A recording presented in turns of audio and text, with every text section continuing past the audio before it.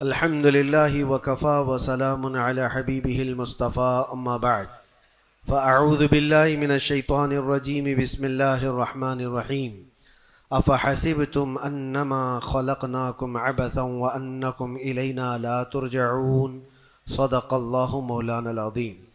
بارگاہ رسالت معاب صلی اللہ علیہ وسلم میں درود پاک کا ہدیہ پیش کریں۔ اللہم صلی علی سیدنا و مولانا محمد معدن الجود والکرم وآلہ واصحابہ الکرام وابنہ الکریم وبارک وسلم صلاة دائمتا سرمدا ابدا۔ عزیزان گرامی وقار، حاضرین جمعہ، وقت یہاں پر زیادہ ہو چکا ہے، میں مختصراً آپ کے سامنے کچھ باتیں عرض کرنا چاہتا ہوں۔ اللہ رب العزت نے انسان کی جو تخلیق فرمائی، انسان کو جو پیدا کیا، اس کی زندگی کا جو مقصد بیان کیا گیا ہے، قرآن پاک میں اللہ تعالیٰ نے فرمایا وَمَا خَلَقْتُ الْجِنَّ وَالْإِنسَ إِلَّا لِيَعْبُدُونَ، جنات اور انسانوں کو میں نے صرف اپنی عبادت کے لیے پیدا کیا ہے۔ جس چیز کو جس مقصد کے لیے بنایا گیا ہے، اسی مقصد پہ اس کو عمل کرتے رہنا چاہیے۔ جہاں وہ چیز اپنے مقصد پر عمل چھوڑ دیتی ہے تو پھر وہ کباڑ کے قابل ہو جاتی ہے۔ کوئی مشین اگر گھر پر لائے ہوں، مسالہ پیسنے کی مشین، مکسر، اگر وہ اپنا کام نہیں کر رہی ہے تو پھر وہ مشین گھر میں رکھنے کے قابل نہیں ہوتی۔ واشنگ مشین کپڑے دھونے کے لیے استعمال کی جاتی ہے، اور اگر وہ کپڑے دھونا ہی چھوڑ دے تو وہ اپنا مقصد چھوڑ چکی ہے، اب اس کی جگہ بھنگار میں یا کباڑ خانے میں ہی ہوتی ہے۔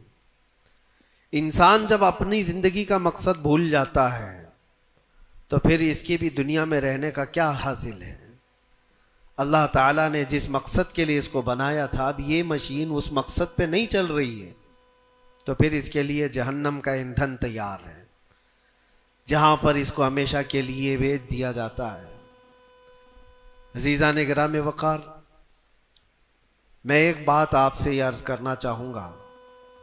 اللہ کے نبی صلی اللہ تعالیٰ علیہ وسلم نے اسی لیے بار بار ہمیں تنبیہ فرمائی کہ جو چیز ہمیں ہمارے مقصد سے پھیرتی ہے وہ کون سی چیز ہے، کس لیے انسان غافل ہوتا ہے اور کیوں بھٹک جاتا ہے، کون سی چیز ہے؟ تو نبی پاک صلی اللہ علیہ وسلم فرماتے ہیں میں میرے بعد اپنی امت سے اس بات کا اندیشہ نہیں رکھتا کہ یہ کافر ہو جائے گی، مشرک ہو جائے گی۔ حضور فرماتے ہیں مجھے اس کا ڈر نہیں ہے کہ میری امت مشرک ہو جائے گی، کافر ہو جائے گی، لیکن اندیشہ اس بات کا ہے، ڈر اس بات کا ہے کہ تم پر دنیا پھیلا دی جائے گی اور تم دنیا سمیٹتے سمیٹتے اللہ رسول کو بھول جاؤ گے۔ آج یہ پوزیشن پر جو مسلمان آیا ہوا ہے، امت مصطفیٰ کی یہی حالت ہے کہ دنیا اس قدر حاوی ہے کہ وہ اپنے آرام اور سکون کو چھوڑنا نہیں چاہتا۔ جو کمفرٹ زون میں جینے کا عادی ہو گیا ہے، اسے آج مشکلات کا سامنا کرنے کی ہمت نہیں ہے۔ آج میں محسوس کرتا ہوں میرے عزیزوں، جب رسول پاک صلی اللہ تعالیٰ علیہ وسلم کی عزت کی بات پر، قرآن پر، اسلام پر، دین پر اور اللہ کی ذات پر حملے ہوں تو لوگ آئیں کائیں کرتے رہتے ہیں، ابھی اپنے دائیں بائیں دیکھتے رہتے ہیں کہ میری سیفٹی کتنی ہے، میری سیکیورٹی کتنی ہے۔ چھوٹے سے لے کر بڑا آدمی ہر ایک یہ سوچتا ہے کہ خواہ اس مسل میں اپنا سر کیوں رکھنا، کیوں اپنی جان کو جوخم میں ڈالنا ہے، میرے بھی بیوی بچے ہیں اور سب مشکل میں پڑ جائیں گے۔ یہی دنیا میں کمفرٹ زون میں جینے کی خواہش اس کو بزدل بنا دیتی ہے اور اپنے راستے سے اسے ہٹا دیتی ہے۔ کبھی کبھار یہ بھی تو سوچا ہوتا کہ بیوی بچے اور گھر بار اور جائیداد اور بزنس صرف ہمارے نہیں، صحابہ کے بھی تھے، جو رسول پاک صلی اللہ تعالیٰ علیہ وسلم کے سچے غلام ہیں، ان کی بھی جائیدادیں تھیں، ان کے بھی مال و اولاد تھے، ان کی بھی بیوی بچے، لیکن کبھی عظمت مصطفیٰ اور دامن مصطفیٰ کے بیچ دنیا کی کسی چیز کو انہوں نے کبھی آنے نہیں دیا ہے۔ ہم ساری چیزوں کو پہلے مقدم رکھتے ہیں کہ کیا ہوگا. میرے عزیزو، ایک صحابی رسول کی بات اگر عرض کروں، ابو دہدہ، ایسے مالدار صحابی تھے جن کا باغیچہ پورے مدینے میں سب سے قیمتی باغیچہ تھا، سب سے قیمتی باغیچہ تھا، اور ان کے باغیچے کی کھجوریں سب سے مہنگی کھجوریں. ابو دہدہ کے باغیچے کی شہرت تھی مدینے میں. مسجد نبوی میں بیٹھے ہوئے تھے، حضور پاک صلی اللہ تعالی علیہ وسلم کے پاس ایک مسئلہ آیا تھا، ایک یہودی کا اور ایک مسلمان کا، ایک دوسرے صحابی کا. اس یہودی کے اور مسلمان صحابی کے درمیان جو مسئلہ وہ تھا، ایک درخت کو لے کر کے، کھجور کے درخت وہ یہودی کے آنگن میں تھا جس کی کھجوریں اس صحابی کے گھر پہ گر جاتی تھی. انہوں نے خریدنے کے لیے کہا، وہ دینے کو راضی نہیں تھا. یا اس طرح کا ایک مسئلہ اور بھی ہے. اللہ کے نبی صلی اللہ تعالی علیہ وسلم نے رغبت دلائی، کوئی ہے جو یہ ایک درخت خرید کر کے میرے اس صحابی کو دے دے، اسے میں جنت کا باغیچہ دوں گا. تو اس وقت ابو دہدہ کھڑے ہوئے، کہا یا رسول اللہ صلی اللہ تعالی علیہ وسلم، میں سودا کروں گا اس یہودی سے. ایک ہی درخت تھا اس کے آنگن میں. اس سے کہا کہ کتنے میں تو یہ درخت بیچے گا؟ میرے نبی کی بات ہے، حضور کا فرمان ہے، میں خریدوں گا. اس نے کہا میں بیچنا نہیں چاہتا اس کی قیمت، کیونکہ اسے پتا تھا ان کی کمزوری ہے. ابو دہدہ نے کہا کیا تجھے پتا ہے مدینے، اوالی مدینے میں ابو دہدہ کا باغیچہ؟ کہا اس کو کون نہیں سنا ہے، مدینے کا ہر بچہ جانتا ابو دہدہ کے باغیچے کی شہرت. کہا اگر میں وہ باغیچہ اس درخت کے بدلے دے دوں تو کیا تو یہ درخت مجھے دے گا؟ اس نے کہا یہودی نے، پاگل ہو گئے ہو، کیا بات کر رہے ہو؟ ایک درخت کے بدلے وہ اتنا قیمتی باغیچہ جس کی کھجوریں پورے مدینے میں مشہور ہو. ابو دہدہ نے کہا اس باغیچے سے زیادہ قیمتی میرے مصطفیٰ کا فرمان ہے، میرے لیے نبی پاک کی عزت اور ان کی حرمت اس سے کئی زیادہ بڑھ کر کے ہے. اس یہودی نے کہا کون نہ کہے گا سودا، اگر تم صحیح میں مجھ سے مذاق نہیں کر رہے ہو تو ابھی میں یہ درخت دیا اور باغیچہ دو. ابو دہدہ نے کہا تو نے ابھی دیا، میں نے بھی یہیں سے دے دیا، باغیچہ بیچ دیا اور ساری چیزیں یہیں پر طے کر کے اپنے باغیچے پر آتے ہیں. باہر دروازے پر کھڑے ہیں، باغیچے کے پھاٹک پر. ان کی بیوی، ان کی بچے، گھر اندر بنا ہوا ہے باغیچے کے اندر جو ٹھنڈی حاصل کرنے کے لیے خوشنما، باغیچے کے اندر خوشنما محل بنا ہوا ہے. دروازے کے باہر سے ابو دہدہ پکارتے ہیں یا ام دہدہ، اپنی بیوی کو، باہر آ جاؤ، باہر آ جاؤ اپنے بچوں کو لے کر. بیوی نے کہا اتنی جلدی کیوں اس طرح سے بلا رہے ہو، کیا بات ہے، کیوں چیخ رہے ہو؟ ابو دہدہ نے کہا یہ باغیچہ بک گیا ہے، اب ہمارا نہیں ہے، باہر آ جاؤ. عورتیں کبھی کسی چیز کو دینے دیتی ہیں؟ گھر کی کوئی چیز بک جائے عورت راضی ہو جائے، لیکن وہ عورت عام عورت نہیں، رسول اللہ کی صحابیہ تھی. کہا اچھا ابو دہدہ یہ باغیچہ بک گیا ہے، میرا تم پر یقین ہے کہ بہت اچھا سودا کیا ہوگا، کیونکہ مدینے میں اس جیسا باغیچہ تو نہیں ہے. ابو دہدہ نے کہا تو سچ سمجھتی ہے میں نے بہت اچھا سودا کیا ہے. باہر آئی، یہ اندر نہیں گئے، اپنے بچے اور اپنی عورت کو لے کر باہر نکلے. ابو دہدہ سے پوچھتی ہے خاتون نے کتنے میں سودا کیا ہے، کتنے میں سودا کیا ہے؟ کہا بس وہ ایک درخت کے بدلے جو یہودی کے آنگن میں ہے میں نے یہ باغیچہ پورا اس کو دے دیا. عورت نے کہا ہاں ایسے کیسے، اتنا بڑا باغیچہ ایک درخت کے بدلے میں؟ کہا وہ تو بظاہر ایک درخت ہے لیکن اصل قیمت تو رسول اللہ کی زبان ہے. کہا اللہ کے نبی نے کیا فرمایا؟ کہا کہ ایک درخت جو اس یہودی کا خرید کر کے ایک صحابی کو دے دے میں اسے جنت کا باغیچہ دے دوں. ابو دہدہ نے جیسے یہ سنایا تو ام دہدہ کہتی ہیں ابو دہدہ تم نے کبھی میرا یقین نہیں توڑا، آج میں یہ کہتی ہوں یہ باغیچہ ہی کیا حضور سے پوچھتے ہم سب بھی بکنے کو تیار ہیں.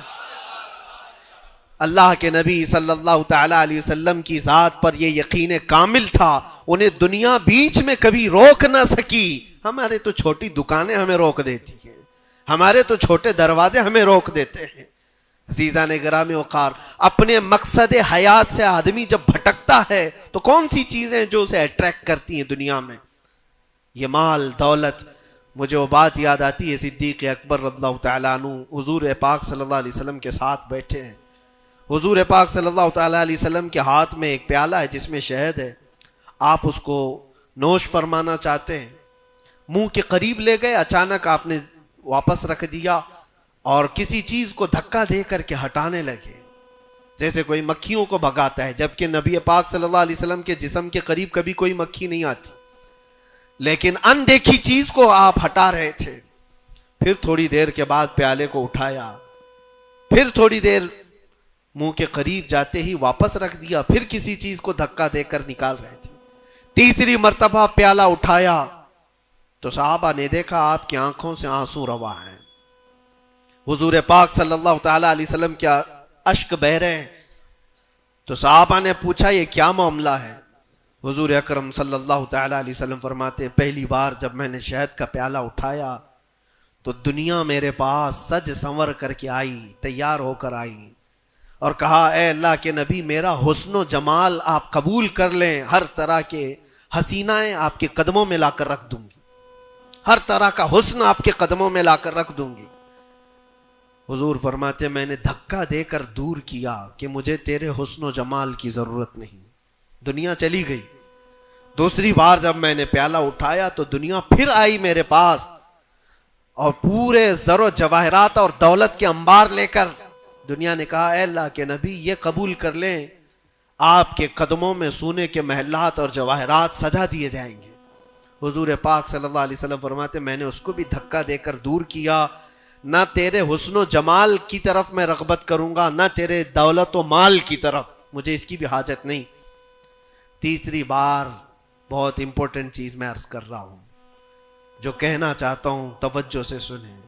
حضور پاک فرماتے ہیں تیسری بار دنیا میرے پاس آئی اور کہا اے اللہ کے نبی آپ نے میرے حسن و جمال کو بھی نہیں قبول کیا، دولت و مال کو بھی نہیں قبول کیا، مجھے دھکا دے کر دور کیا، لیکن ایک بات ہے آپ کے بعد آپ کی امت ایسا نہیں کر سکے گی، وہ دولت و مال اور حسن و جمال کی طرف بھاگے گی اور آپ کو چھوڑ دے گی۔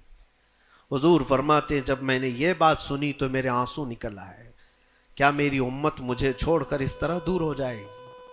دل پر ہاتھ رکھ کر کے سوچو ہے مسلمانوں، کیا آج وہ پوزیشن نہیں ہے؟ ہم ان دو چیزوں کے چکر میں اپنے نبی پاک صلی اللہ علیہ وسلم سے کتنی دور بھاگے جا رہے ہیں۔ تم نے کبھی راتوں کو تصور کر کے دیکھا کہ کتنی راتیں ایسی آئی کہ میں نے اپنے مصطفیٰ کو یاد کیا ہے، تنہائی میں اپنے حبیب کو یاد کیا ہے؟ اس رسول کا حال تو یہ تھا، ماں عائشہ صدیقہ فرماتی ایک رات ایسی نہیں گئی جس میں رسول پاک صلی اللہ علیہ وسلم اپنی امت کے لیے دعا نہ کرتے ہوں۔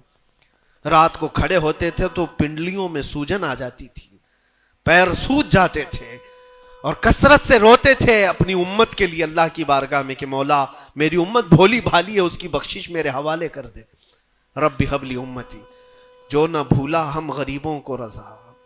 اور آج امت کا حال یہ ہے کہ سال میں ایک بار میلاد کر کے ہم یہ سمجھتے ہیں حق ادا کر لیا، ہر دن ہر رات جو نبی پاک ہمیں یاد کرتے تھے تو ہم نے آج وہ کیا کر دیا ہے؟ یہی دو چیزیں ہیں جو انسان کو اپنے مقصد حیات سے ہٹاتی ہیں، اپنے راستے سے ہٹاتی ہیں، دولت اور شباب، یہ حسن و جمال۔ ہر نوجوان کو دیکھو ان دو چیزوں کے پیچھے بھاگ رہا ہے، اسے یہ دو چیزوں کی خواہش ہے، مال جمع کرنا ہے اور خوبصورت عورت کو لانا ہے، اور ان دو چیزوں نے دنیا میں اس کو ایسا غافل کر رکھا ہے، اسے سوچنے کا موقع ہی نہیں ہے۔ جب اس کے سامنے کہا جائے تیرے نبی پاک کی عزت کی بات آئی ہے، کہا وہ دیکھ لیں گے، مولانا لوگ تو ہیں نا، علماء اکرام اپنا کام کریں گے، کل قیامت کے دن کیا منہ لے کر کے حضور کی بارگاہ میں کھڑے ہوگے؟ کس منہ سے حضور کی بارگاہ میں کھڑے ہوگے کہ میری سفارش فرما دیں اے اللہ کے نبی؟ کس منہ سے حضور کی بارگاہ میں آئیں گے کہ اے اللہ کے نبی میری شفاعت کر دیں؟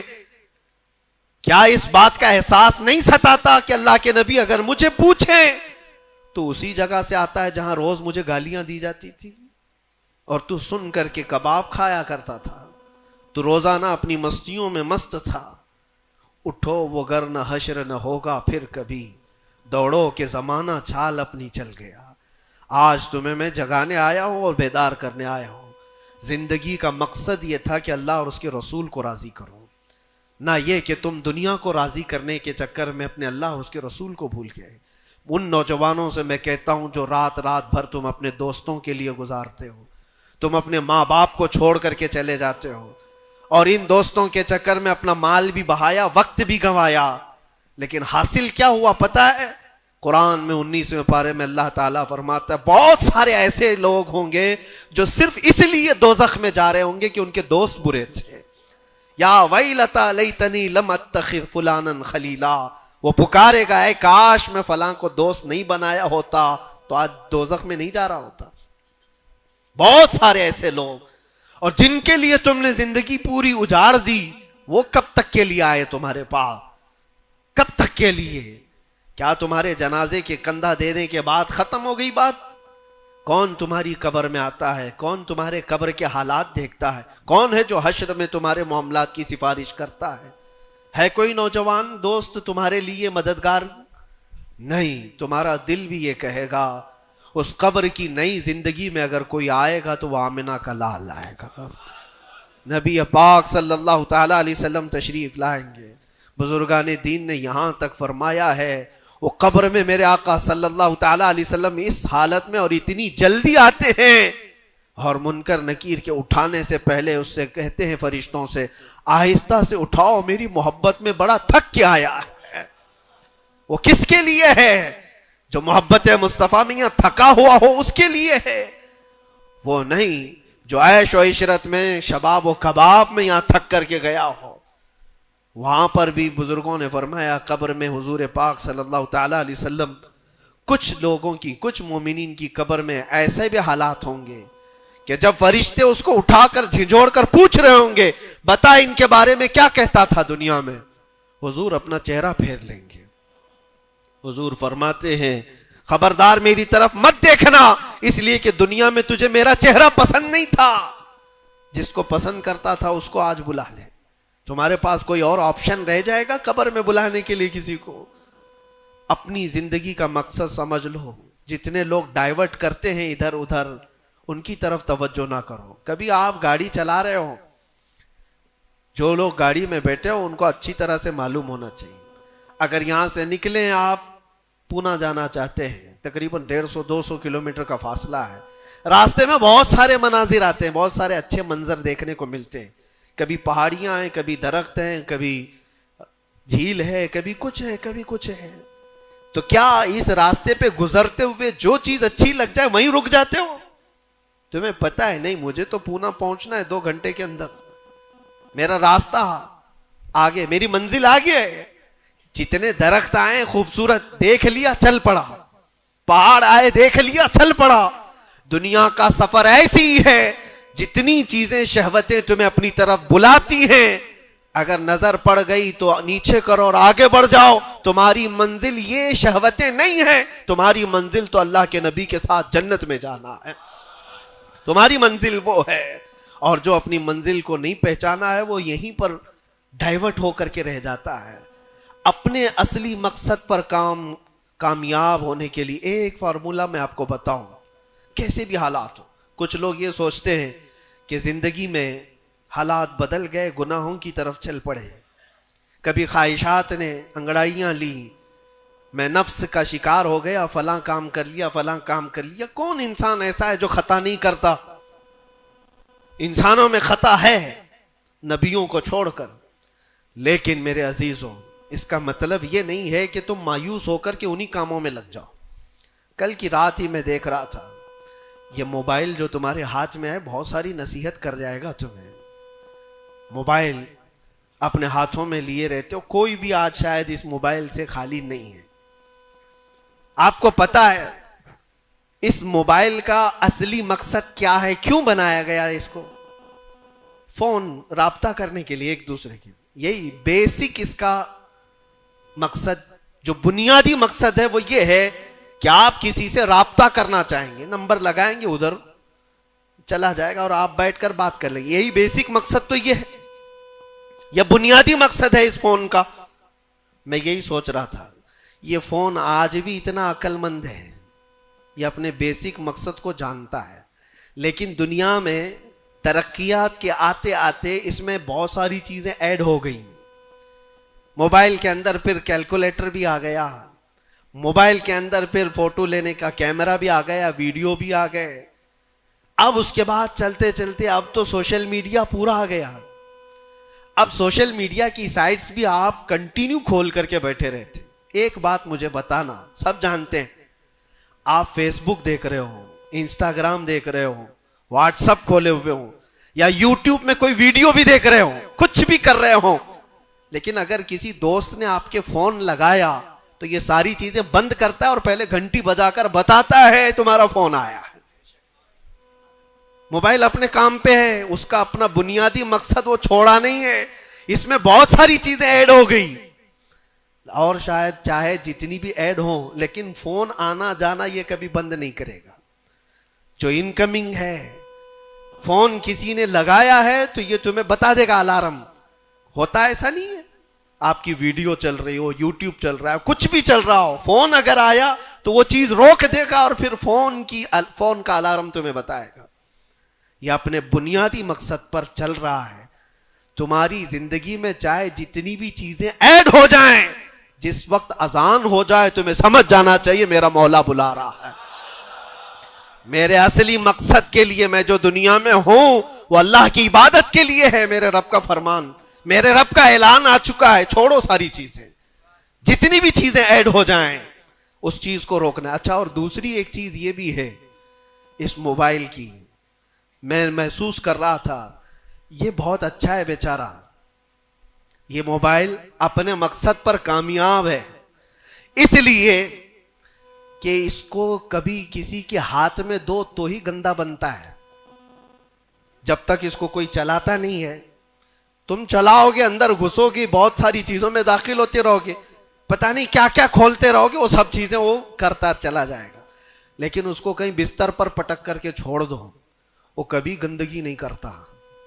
خود سے ایسے نہیں ہے کہ وہ ویڈیو کھول کے چالو ہو جائے گا. وہ موبائل خود سے کسی کو ویڈیو نہیں دکھاتا، خود سے کسی کو فوٹو نہیں دکھاتا، لیکن اس کو بستر پر ایسی پڑے رکھے رہو، وہ دوسری گندی چیزیں تو نہیں دکھائے گا جب تک تم ٹچ نہیں کرو گے، لیکن وہاں پڑے رہنے کے وقت بھی فون کسی کا آیا تب بھی بچ کے دکھائے گا. پتہ یہ چلتا ہے اس سے کہ دوسروں کے ہاتھ میں جاتا ہے اور کوئی دوسرا چلاتا ہے تب یہ بے حیائی دکھاتا ہے. تم اس بات کی اپنے آپ کی ذمہ داری لے لو، تم کسی کے ہاتھ کا کھلونا نہ بنو. دوست تمہارے ساتھ کھیلیں گے اور دنیا تمہارے ساتھ کھیلے گی. عیش و عشرت کی تمہاری خواہشات یہ سب دنیا ڈالتی ہے. اگر یہ ساری دنیا سے ہٹا کر اپنے آپ کو اللہ اس کے رسول کے سپرد کرو، دیکھو کبھی تمہاری زندگی میں تمہارے جسم سے بے حیائیاں نہیں آ سکتی، نہیں آئیں گی. یہ جسم، اللہ، اس جسم کا مالک کون ہے؟ اللہ ہے. اور ہماری گردنوں کی اوپر اگر کسی کا حکم ہے تو وہ رسول اللہ کا ہے.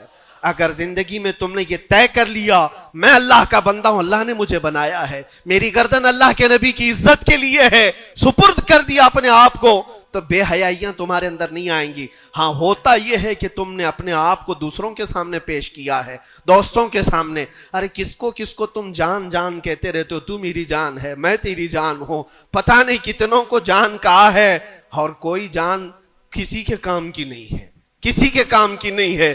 لیکن ایک بار جن صحابہ نے کہا فدا کا بھی وہ امی یا رسول اللہ، اے اللہ کے رسول میرے ماں باپ آپ پر قربان، میری جان آپ پر قربان. یہاں دوست کو یا بیوی کو یا محبوبہ کو جان کہا تو بدلے میں اس نے پھوٹی کوڑی بھی نہیں دی ہے. زندگی میں سوائے دکھ اور غم کے کچھ نہیں ملا جان سے. لیکن مصطفیٰ کریم کو جس نے یہ کہا میری جان آپ کے حوالے ہے، اللہ کے نبی نے ان کو ذرے سے اٹھا کر کے آسمان کا تارا بنا دیا. ایک عرب نے آدمی کا بول بالا کر دیا، خاک کے ذروں کو ہمدوش ثریا کر دیا، خود نہ تھے جو راہ پر اوروں کے ہادی بن گئے، کیا نظر تھی جس نے مردوں کو مسیحا کر دیا۔ نبی پاک صلی اللہ تعالیٰ علیہ وسلم کے حوالے اپنے آپ کو کر کے تو دیکھو، پھر تمہیں کہاں سے کہاں پہنچایا جائے گا۔ آج دنیا مجھے پہچانتی ہے تو میرے باپ کے نام سے نہیں، عظمت مصطفیٰ کے نام سے پہچانتی ہے، قدم مصطفیٰ کی برکت سے پہچانتی ہے۔ ہم کو اگر کسی نے اٹھایا ہے تو کسی کے باپ نے نہیں، کسی نیتا نے نہیں، میرا تعلق کسی سیاسی پارٹی سے نہیں ہے۔ میری آج عزت کوئی کرتا ہے تو اس لیے نہیں ہے کہ یہ سیاسی کوئی عہدہ رکھتا ہے، صرف اس لیے عزت کی جاتی ہے کہ نبی پاک کی عزت پر بات آتی ہے تو یہ اپنی آواز کو تو اٹھاتا ہے۔ جب تک بکے نہ تھے تو کوئی پوچھتا نہ تھا، یا رسول اللہ تم نے خرید کر ہمیں انمول کر دیا۔ اللہ کریم ہم سب کو اپنے مقصد حیات پر چلنے کی توفیق عطا فرمائے، ہماری زندگی کو با مقصد اور با عمل بنانا ہے۔ اللہ کریم کی بارگاہ میں دعا ہے کہ مولا مرنے سے پہلے وہ دن ہمیں دکھا، آنکھیں بند ہونے سے پہلے ایک بار اس حسین جمال جہاں آرا کی زیارت ہمیں نصیب فرما۔ وآخر دعوانا الحمدللہ رب العالمین۔ السلام علیکم۔